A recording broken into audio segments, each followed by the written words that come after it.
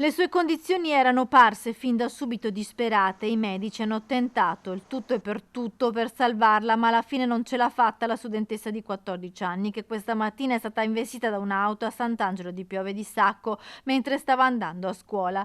La vittima è Eleonora Chinello. La minorenne stava percorrendo via San Polo all'incrocio con via Galileo Galilei per raggiungere la pista ciclabile. Doveva andare a prendere l'autobus che l'avrebbe portata ad Olo, sede dell'istituto superiore che frequentava da 1 mese e mezzo, ma è stata centrata in pieno da un'auto, una Golf, guidata da un 34enne di Campolongo Maggiore.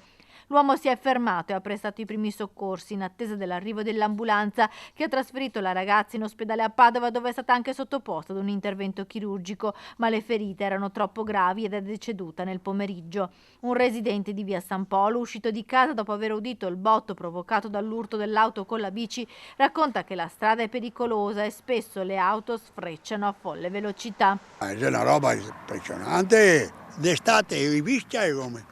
Io ho paura perché vengo fuori qua sempre col trattore. Sul posto la polizia per i rilievi e i carabinieri per la viabilità. Verranno condotti gli accertamenti di rito sul conducente per ricostruire l'esatta dinamica dello schianto mortale. Purtroppo si tratta dell'ennesimo incidente nel Padovano con protagonista studenti che vanno a scuola dopo le morti a fine settembre del 18enne di Mestrino Alessandro De Marchi, vittima di un incidente in moto davanti all'istituto Scarcelle a Padova, e di Sofia Gambato, 17enne di Campodarsego, investita in via Belzoni, sempre a Padova, mentre stava attraversando la strada per entrare al liceo selvatico dove studiava.